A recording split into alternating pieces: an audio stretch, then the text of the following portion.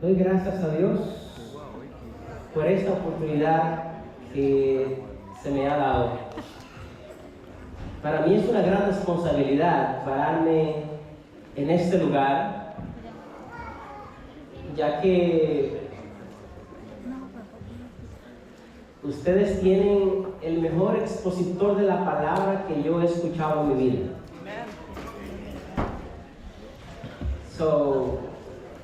El pastor Hermes Tavera no solamente es pastor, es mi colega, pero es mi profesor y es mi amigo. Y para mí es un privilegio estar delante de ustedes y que Dios sea glorificado. Me ha invitado para compartir la palabra. Él no está con nosotros, como ya ustedes saben, por algunas razones. Él quería hacerlo, quería estar, pero se le salió de sus manos. Pero estamos contentos de estar acá y en esta mañana quiero compartir con ustedes el texto más famoso que todos los cristianos se conocen, e incluso hasta los que no son cristianos lo conocen. ¿Cuál es ese texto? ¿Cuál es el texto? Juan 3:16. ¿Quién no conoce Juan 3:16? Una pregunta, ¿quién no ha escuchado a Juan 3:16? Honestos, sean honestos. ¿Hay alguien que nunca ha escuchado Juan 3:16? Perfecto, hay alguien. ¿Alguien más aquí nunca ha escuchado lo que dice Juan 3:16? ¿Ah? ¿Usted tampoco nunca ha escuchado? Ok, muy bien. Solo 2 personas no han escuchado lo que dice Juan 3:16. Juan 3:16 es el texto más hermoso que la Biblia tiene. Es el texto no solo más hermoso, sino más famoso, porque es el texto que nos habla de la esencia de Dios. Es el texto que nos presenta la esencia de Dios. Toda otra característica de Dios se suma en esta característica. Y Juan 3:16, vamos a repetirlo todos. Comienza de la siguiente manera, voy a contar 3. 1, 2 y 3. Porque de tal manera amó Dios al mundo que dio a su único unigénito, para que todo aquel que en él crea no se pierda, mas tenga vida eterna. Amén. Este es el texto más famoso que nosotros conocemos. Y esta mañana yo quiero que veamos el texto y lo que tiene allí. Antes de ir a la palabra, quiero pedir la dirección de Dios en este momento. Padre bueno, damos gracias por el privilegio que nos das de abrir tu palabra. Y nuestros corazones se acercan a ti con humildad, queriendo escuchar lo que tú nos tienes que decir. Que tu presencia, oh Dios, pose en este lugar. Y que al estudiar sobre tu amor, tú puedas llenar nuestros corazones de paz, de gozo y de un deseo de responderte conforme a ese amor. Que podamos experimentar la paz de tu presencia y que nos guíes en este estudio en el nombre de Jesús. Amén. Juan 3:16. Juan es el evangelista que conoce a Jesús como ningún otro evangelista lo conoce. Es el evangelista, es el discípulo de Jesús que estuvo más cerca de Jesús como ningún otro discípulo. Es el discípulo que en la cena estaba recostado de su pecho. Es el discípulo que nunca abandonó a Jesús, aun cuando estaba frente al concilio, cuando acusaban a Jesús. Es el discípulo que conoció tan cerca a Jesús, que es el único que habla más profundamente de la esencia de Jesús. Y en Juan y en sus evangelios, en sus cartas, él habla mucho acerca de Jesús, y una de las cosas que habla mucho sobre él es sobre su amor, sobre el amor. Por eso se conoce a Juan como el discípulo amado. Y en ese verso, Juan 3:16, nosotros encontramos dos cosas. Encontramos allí una acción de Dios y encontramos una respuesta humana. Juan 3:16, si lo leemos otra vez, nos dice, porque de tal manera amó Dios al mundo. La acción de Dios, ¿cuál es? Que Dios es su único unigénito. Amó y dio. La acción de Dios es amar y dar. Y segundo, la respuesta humana. ¿Cuál es la respuesta? Sí. Todo aquel que cree. Todo aquel que cree, todo aquel que responde a ese amor, creyéndole a Dios, dice Juan, tendrá vida eterna. Así es que encontramos acá un acto divino y encontramos una respuesta humana. Y el acto divino comienza Juan diciendo, porque de tal manera amó Dios. Hay un libro que se llama Los 5 lenguajes del amor. ¿Cuántos han escuchado sobre ese libro? Los 5 lenguajes del amor. Es un libro escrito por Gary Chapman, I think it is. En la cual él presenta las formas como las personas aman, cómo manifiestan su amor. Y pues entre ellas están, por ejemplo, tiempo de calidad, actos de servicio, está también palabras de afirmación, ¿verdad? Entre otras. ¿Perdón? Regalos, dar regalos, correctamente, es otro lenguaje del amor. Mi esposa me dice que su lenguaje del amor es cocinar, porque a ella le encanta cocinar. Y cuando yo estaba buscando novia para casarme, yo era un poco picky, un poco, ¿cómo se llama? Picky, un poco I was demanding. ¿Ah? ¿Verdad? Muy cogedor. Así es que yo siempre decía, Señor, yo quiero una mujer que tenga estas características. Y comenzaba a enumerar lo que yo quería con la mujer. Y ¿saben qué pasó? Con el tiempo me di cuenta que tuve que bajarlo un poquito más porque ahorita les voy a contar lo que me pasó. Pero al final me quedé con 4. Y una de esas era que cocinara, que supiera cocinar, que le gustara cocinar. Y bueno, Dios me la dio. Alabado sea el Señor. La Biblia dice que Dios amó. Dios amó, pero la forma de Dios amar, dice el texto, que Él dio.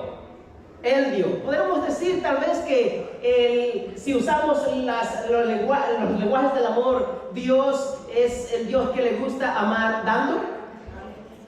Ahora, cuando hablamos del amor de Dios, y hablamos de que Dios da, ¿qué Dios dio?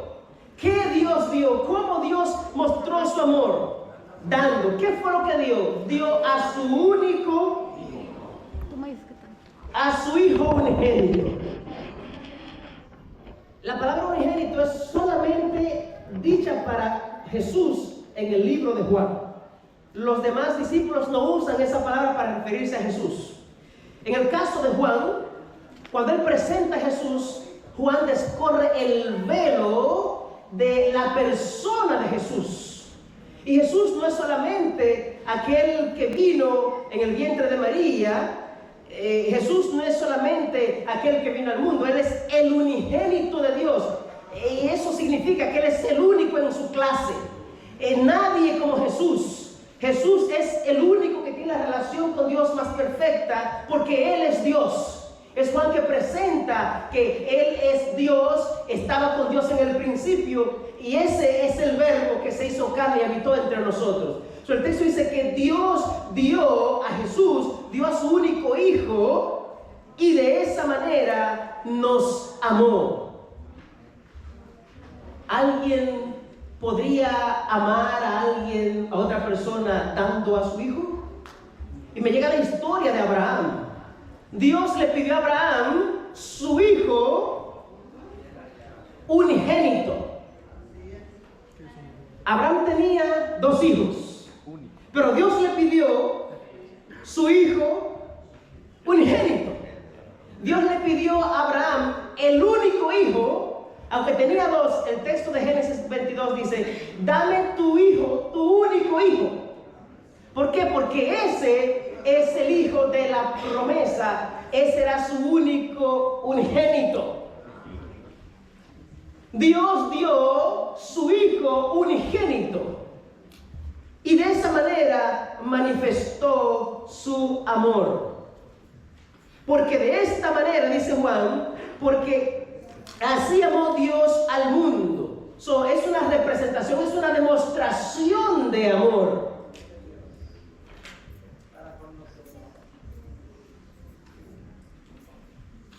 ¿Cómo puede medirse el amor? Hay cosas que tienen medición. Nosotros tenemos probetas, tenemos cintas para medir y medimos muchas cosas. Pero ¿sabes qué? Las cosas de Dios no se pueden medir. Dios no podemos tratar de entenderlo científicamente, usando el método científico.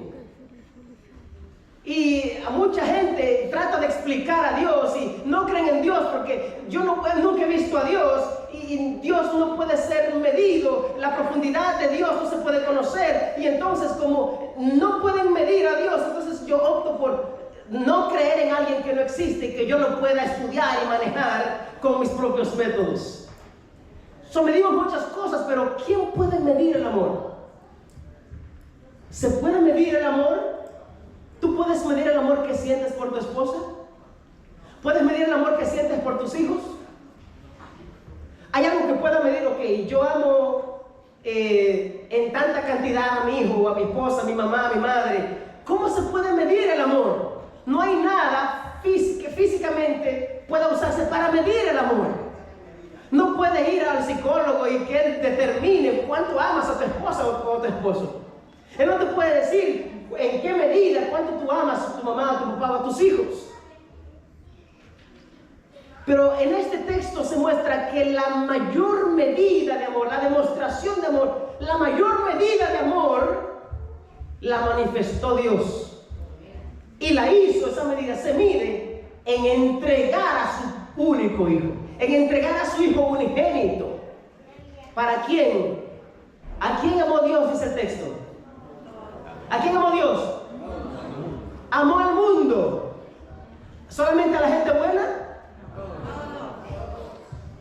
Dios amó al mundo. Lo amó de tal manera que entregó a su único hijo. ¿Saben ustedes? El libro de Romanos nos dice en el capítulo 5 que cuando nosotros éramos enemigos de Dios, Cristo se dio por nosotros. Amén. Es fácil amar a quien te ama. Es fácil amar a tus seres queridos. Es fácil amar a quien te trata bien. Es fácil amar a aquellos que te dan cosas. Es fácil amar a aquellos que están cerca de ti. Es fácil amar a aquellos que sienten aprecio por ti.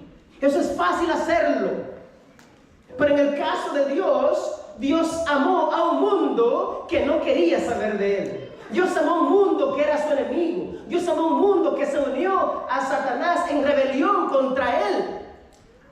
Y el amor de Dios es más grande que todo, porque el amor de Dios fue más allá que simplemente amar a los buenos. Quiero decirte que en última instancia tampoco ninguno es bueno, dijo Jesús. Ninguno es bueno, solamente mi Padre, dijo Cristo Jesús. Entonces el amor de Dios no solamente se manifiesta en el que dio, sino que dio a su Hijo por gente que era enemiga de Él. ¿Cómo? ¿Qué dio? Cuando Dios dio a Jesús, ¿qué dio Dios? El libro de Romanos, quiero que leamos allí en capítulo 8, versículo 32. ¿Qué dio Dios cuando entregó a su Hijo Jesús? Romanos capítulo 8, versículo 32 nos dice lo siguiente: el que no escatimó ni a su propio Hijo, sino que lo entregó por todos nosotros, ¿cómo no nos dará también con Él? ¿Qué cosa? Cuando Dios nos amó, ¿qué nos dio Dios? En Jesús. Cuando Dios entregó a Jesús, ¿qué entregó por nosotros? ¿Qué entregó por el mundo? Lo entregó todo. En Jesús, Cristo, Dios te entregó todo. El texto de Romanos dice que el que no escatimó su propio Hijo, sino que lo entregó por nosotros, nos dará con Él, con Jesús. Es decir, en la dádiva de Jesús nos dio todas las cosas. ¿Cuáles cosas? Todo es todo. En el libro de Pedro, la segunda carta de Pedro, vamos a ver qué cosas Dios nos dio. Segunda de Pedro capítulo 1 versículo 3 dice: como todas las cosas que pertenecen a la vida y a la piedad nos han sido dadas por su divino poder mediante el conocimiento de aquel que nos llamó por su gloria y excelencia, por medio de las cuales nos ha dado preciosas y grandísimas promesas, para que por ellas llegases a ser participantes de la naturaleza divina, habiendo huido de la corrupción que hay en el mundo a causa de la concupiscencia. En este texto dice que lo que pertenece a la vida, número 1, y lo que pertenece a la piedad, número 2, se nos han sido dadas. Cuando Cristo, Dios nos dio a Jesús, con Él nos dio todo. Primero, lo que pertenece a la vida. Cristo, según Juan, es el creador de todo lo que existe. Tú respiras porque por la gracia de Cristo tú estás vivo. El aire que tú respiras lo creó Jesucristo. La madre que tienes te la dio Jesucristo. Los hijos que tienes te los dio Jesucristo. El acto que tienes de ver, de discernir, de pensar, te lo dio Cristo. Cuando Dios dio a Jesús, lo dio todo. Todo lo que pertenece a la vida te lo ha provisto en Cristo Jesús. Porque en Él nos movemos y somos.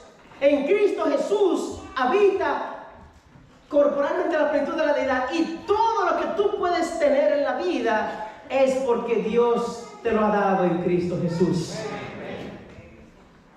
Dios habló a los israelitas y les dijo: no te olvides de Jehová tu Dios.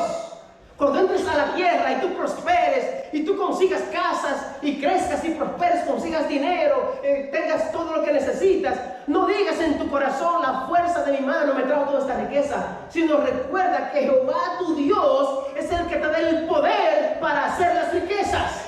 Reconoce a Jehová tu Dios, reconócelo en todos tus caminos y Él enderezará tus veredas. Cuando el Padre dio al Hijo, en Cristo tú recibiste todo lo que tiene que ver con la vida. Pero Pedro también dice que en Cristo, o que lo que has recibido también es concerniente a la piedad. Lo que está diciendo es que Dios ha provisto fuerzas para que tú puedas vencer al mal y ser un buen cristiano. Dios ha provisto lo que tú necesitas para vivir una vida piadosa. En Cristo Jesús, Dios ha provisto que tú puedas ser victorioso sobre el pecado.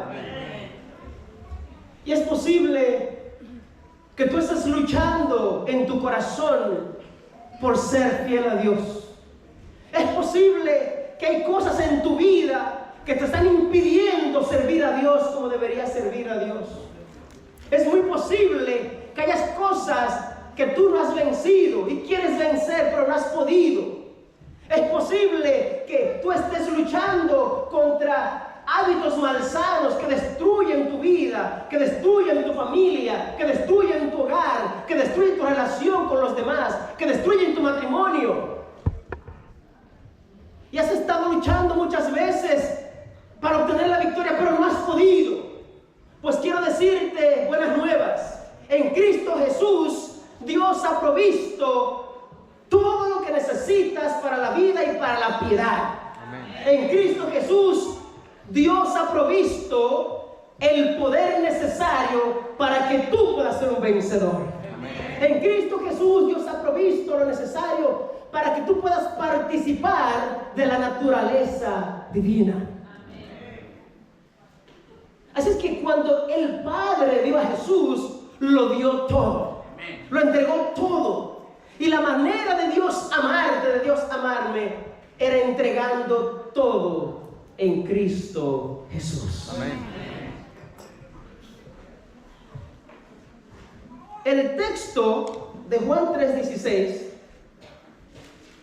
dice que Dios amó tanto al mundo que dio a su único hijo. Y entonces, ¿cuáles son las implicaciones de que el Padre dio a Jesús? Cuando leemos el texto en su contexto, el versículo anterior, vamos a ver algo interesante. ¿Qué implicó el que Dios diera al Hijo? ¿Cuáles son las implicaciones de que el Hijo viniera por nosotros? Si ustedes leen a Juan capítulo 3, versículo 14 y 15, miren lo que dice. Y como Moisés levantó la serpiente en el desierto, así es necesario que el Hijo del Hombre sea levantado. ¿Para qué? Para que todo aquel que en él crea no se pierda, mas tenga vida eterna. Si ustedes notan, el versículo 15, 14 y 15 y el versículo 16 tienen un mismo concepto. Y de hecho, el versículo 15 es un verbatim, repite exactamente lo que dice la segunda parte del versículo 16. En el versículo 16, Juan presenta al Dios que amó tanto que dio a su Hijo. ¿Ok? Pero en el versículo 15, Jesús dice, versículo 14, así como Moisés levantó la serpiente en el desierto, así es necesario que el Hijo del Hombre sea levantado. Ese versículo estaría en contraste con: de tal manera amó Dios al mundo que dio a su Hijo unigénito. Ese es el contraste entre esa parte del versículo 16, es el versículo 14, y como Moisés levantó la serpiente en el desierto, así es necesario que el Hijo del Hombre sea levantado. La segunda parte del versículo 16, para que todo aquel que en él crea, se repite entonces en la parte del versículo 15, para que todo aquel que en él crea no se pierda, mas tenga vida eterna. Lo que entonces ahora tenemos que ver, cuál es la esencia o la implicación de que Dios enviara a su Hijo, de la misma manera como Moisés levantó la serpiente en el desierto. Juan hace un contraste entre Moisés y Jesús. La primera mitad del libro de Juan aparece un contraste entre Jesús y Moisés unas 7 veces. Desde el capítulo 1 hasta el capítulo 9 se puede encontrar que Juan hace un contraste entre Moisés, lo que dijo Moisés, y lo que Jesús enseñó. Y la razón de eso es porque cuando Juan escribe, había muchas de las cosas que había, entre tantas cosas que había del contexto, es que los judíos no querían aceptar en sus sinagogas a cristianos, judíos que se habían convertido al cristianismo, habían aceptado a Cristo Jesús. Hay una diatriba en el libro de Juan entre los fariseos y los judíos y Jesús, por la autoridad de ellos, que viene de Moisés, por la autoridad de Moisés y por la autoridad de Cristo Jesús. Juan en ese tiempo está escribiendo su evangelio y eso sale a relucir mucho. 7 veces se encuentra ese contraste entre Moisés y Jesús. Y en este capítulo 3, esta es una conversación de Jesús con Nicodemo. Jesús hace el contraste entre Moisés y Cristo, y él dice: así como Moisés levantó la serpiente en el desierto. Ese episodio fue cuando los hijos de Israel venían de Egipto a Canaán. Cuando estaban de Egipto a Canaán, por alguna razón, a pesar del amor que Dios les mostró a ellos, les mostró un amor incomprensible. Dice la Biblia que no le faltó comida, su ropa nunca se envejeció, nunca se enfermaron. 40 años andaron en un desierto y tuvieron todo, la provisión que Dios les pudo dar. Y les manifestó su amor. Sin embargo, ellos se rebelaron contra Dios. Y se rebelaban y se rebelaban. Y en el capítulo 21 aparece esta rebelión, una de las tantas rebeliones del pueblo contra Dios. Y entonces, en esta ocasión, Dios hizo algo diferente. Dice el texto que en Números 21:6, que Jehová envió entre el pueblo serpientes. Porque habló contra Moisés, versículo 5. ¿Por qué nos hiciste subir? Primero, habló contra Dios y contra Moisés. ¿Por qué nos hiciste subir de Egipto para morir en este desierto? No hay pan ni agua, y vuestra alma tiene fastidio de este pan tan liviano, refiriéndose al maná. La gente nunca se satisface. Nosotros nunca estamos satisfechos. Muy a menudo pensamos en las cosas malas que nos pasan, en nuestras tragedias, pero nunca meditamos en las bendiciones que Dios nos ha dado. Damos por sentado que respiramos todos los días. Damos por sentado que nos levantamos de nuestra cama. Damos por sentado que nos acostamos y nos vamos a levantar el otro día para trabajar y para hacer de todo. Y no damos importancia al hecho de que Dios es quien nos da el privilegio de hacer eso. Y muchas veces somos más miserables. ¿Sabes por qué? Porque pensamos poco en cómo Dios me ha bendecido, cómo Dios ha sido bueno conmigo. Ellos se rebelaron contra Dios, y entonces es el texto que Jehová envió entre el pueblo serpientes ardientes que mordían al pueblo, y murió mucho pueblo de Israel. Así es que en el versículo 8 Dios le dijo a Moisés: hazte una serpiente ardiente y ponla sobre un asta, una serpiente de bronce, y cualquiera que fuere mordido y mirare a ella, vivirá. Y Moisés hizo una serpiente de bronce, estoy leyendo el versículo 9, y la puso sobre un asta. Cuando una serpiente mordía a alguno, miraban a la serpiente de bronce y vivían.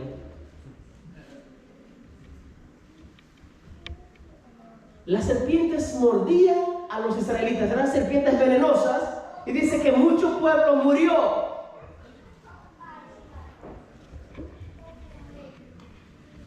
En la Biblia, la serpiente es un simbolismo de Satanás. ¿Se acuerdan de la primera serpiente de Génesis 3? Génesis 3 habla de una serpiente que engañó a Eva. Sí, señor. Y cuando Dios habla con esa serpiente, que en última instancia ya nos damos cuenta que no es una simple serpiente, la serpiente es un medio de otra entidad para engañar a Eva, le dice, habla de una promesa, y le dice, hablando con la serpiente, enemistad pondré entre ti y la mujer, esta te herirá en la cabeza y tú le herirás en el calcañar. Esa es una promesa. Es una promesa de salvación. La primera vez que se predicó el evangelio, ¿ok? Allí Dios está hablando con la mujer, la simiente de la mujer, la simiente de la serpiente, y esa simiente a la cual se refiere es Cristo. Es Cristo. Pero yo quisiera también sugerir que nosotros también hemos sido mordidos por esa serpiente. Hemos sido mordidos por el pecado. Nosotros hemos sido mordidos de muchas maneras. Muchas mordidas más fuertes que otras. Y muchos están agonizando porque el pecado los tiene agonizando. Pero hoy quiero decirte que debes mirar a Jesús para que puedas vivir. Si miras a Cristo, vas a vivir. Ahora, es interesante que a la serpiente que se levantaba, la gente que la miraba podía vivir, ¿verdad? Podía ser sanado. Ahora Cristo dice en Juan 16, así como Moisés levantó a la serpiente en el desierto, es necesario que el Hijo del Hombre sea levantado. ¿Qué implica eso? Si la serpiente es símbolo de Satanás, ¿cómo que ahora Cristo dice que así como la serpiente fue levantada, ahora Cristo es levantado?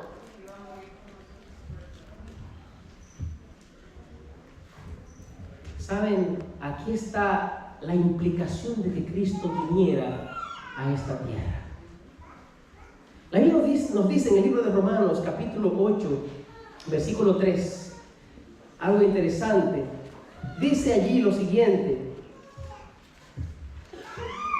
porque lo que era imposible para la ley, por cuanto era débil por la carne, Dios, enviando a su Hijo en semejanza de carne de pecado, y a causa del pecado condenó al pecado en la carne.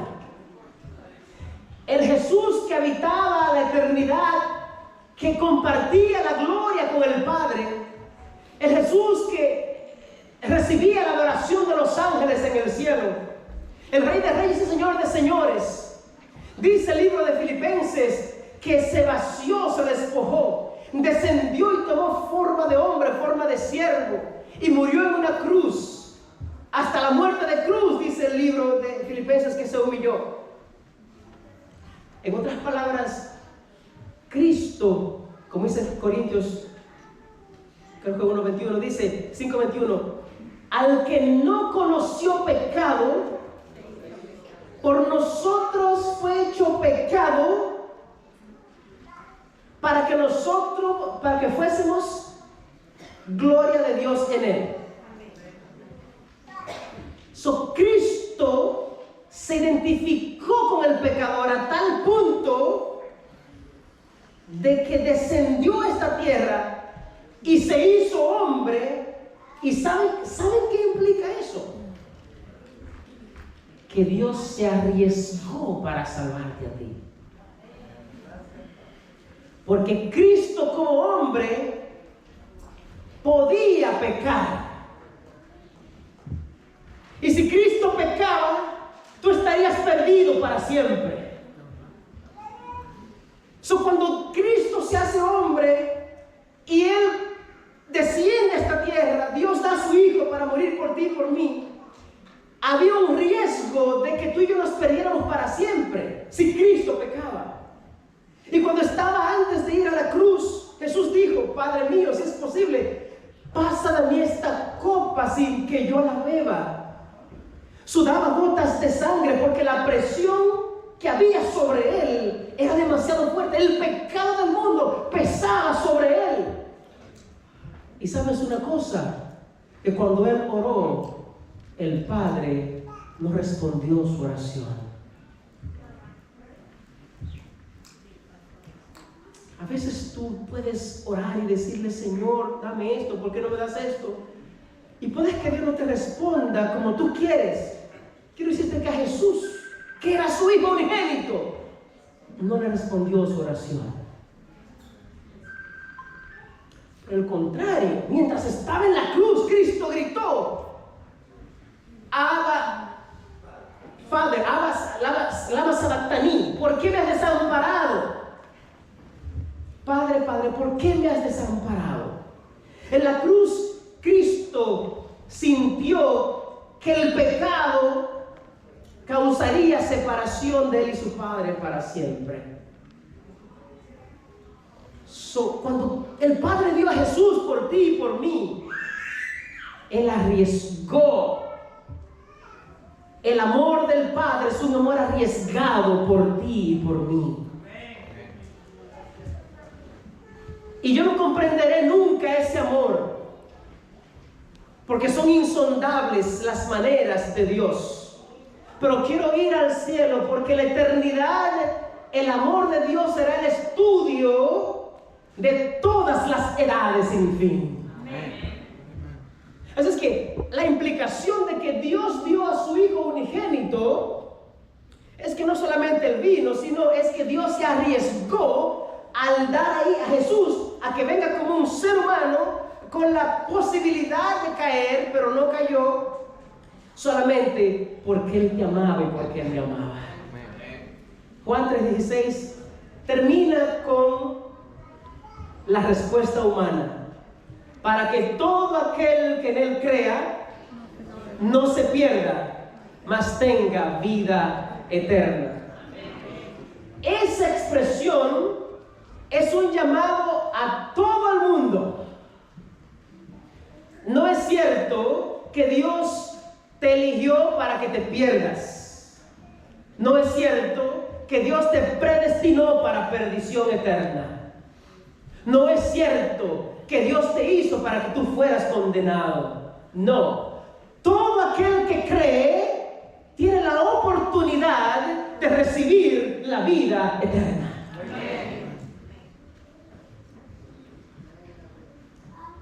El amor de Dios, al ser manifestado en su dádiva de Cristo Jesús, hay una respuesta que Dios espera. Y se siente feo cuando tu amor es rechazado. ¿Sí? No se siente bien.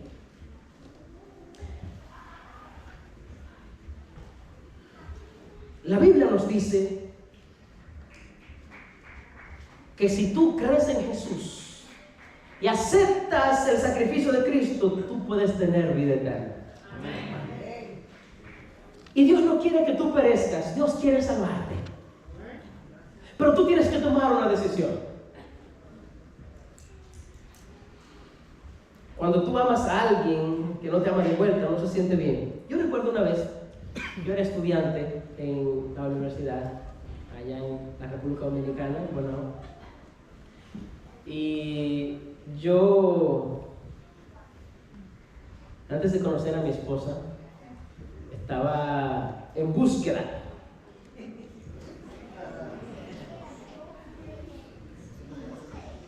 Y les dije ahorita, ¿verdad?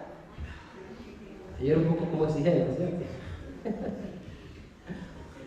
Y estaba conociendo a esta muchacha, a salir de la universidad, y fuimos con un amigo a su casa, ¿no?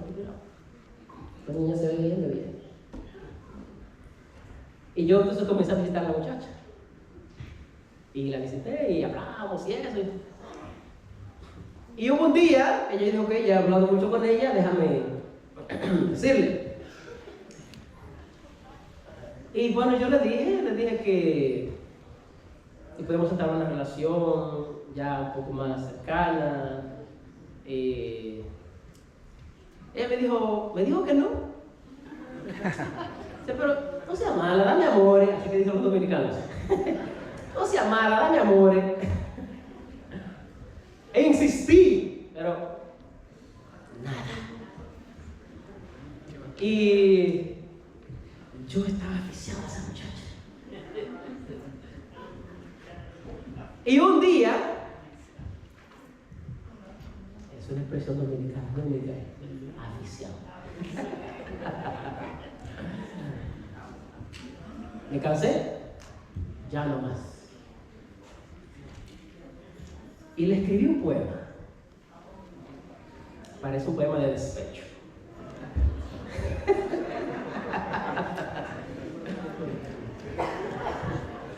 El poema decía así: en la pradera juvenil femenina, adornada con diversos colores, voy volando cual sabia abejita buscando el néctar de las flores. Antes de continuar, quiero decir que su pastor en ese tiempo era mi profesor. Mi profesor él me enseñaba la materia de poesía hebrea. Y él nos había contado, Estela no está por aquí, él nos había contado a nosotros cómo él conocía a Estela. Y entonces, él dijo un poema que le había dicho a Estela. Yo no sé qué pasó, pero por alguna razón, a él le funcionó, a mí no me funcionó.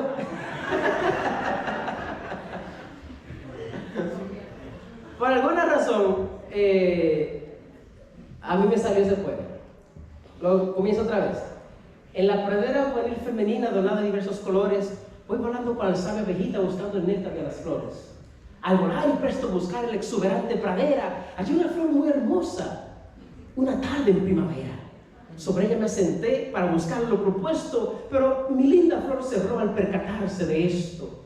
Negóme ha sido su néctar y me dijo con premura: intento en otras flores, ahora mismo no tengo dulzura. Muy triste entonces quedé, profundamente en mis adentros. En aquel momento pensé, fallido esta vez mi intento. Yo que había volado de lejos del aquilón a buscar lo tan deseado, sin embargo, ¡qué decepción! Oh, mi preciosa flor, si tan solo lo intentaras, abrir tus hermosos pétalos y de tu néctar me alimentaras, la abeja más feliz yo entonces sería, y en mi colmena gozoso muy pronto regresaría. Si permanece cerrada, mucho voy a lamentar. No quisiera probar otra flor, es tu néctar que quiero tomar. Pero si aún permanece cerrada, por ti qué pena me dará, porque en la pradera juvenil femenina alguna otra flor hermosa para mí sus pétalos abrirá. Y aún con ese poema me dio amor. Pero sí, Dios me dio una flor más hermosa, la que es mi esposa. Mírenla ahí. Voy a tener cuidado. Está allí, mi esposa.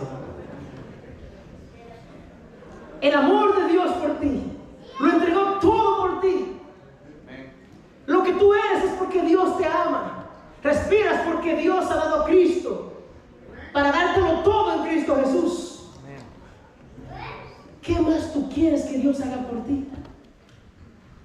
Lo que debes hacer no es lo que hizo esa muchacha, es dar una respuesta a Dios con tu vida. Dios quiere que tú le creas a Él. Dios quiere que tú aceptes ese amor. Dios quiere que tú te rindas a Él, que dediques tu vida por entero al servicio de Dios y que todo lo que tú eres se lo entregues a Él, porque en última instancia quiero decirte que eres tú el beneficiado. Amén. No hay felicidad y paz interior fuera de Cristo Jesús. El mundo no te puede dar lo que Cristo te da, y el Padre dio a Jesús porque te ama y porque te quiere salvar. Amén. ¿Será que hoy quieres decirle al Señor: Señor, yo también quiero amarte y quiero creer en ti? Quiero, Señor, creerte que tú eres capaz de ayudarme en mi vida. Eres capaz de proveer lo que necesito para ser victorioso. Eres capaz, Señor, de darme la vida eterna para yo vivir eternamente y ver en abundancia. ¿Sí? ¿Tú crees eso en esta mañana? ¿Sí lo crees? Yo te invito a que te pongas de rodillas conmigo y tengamos una oración.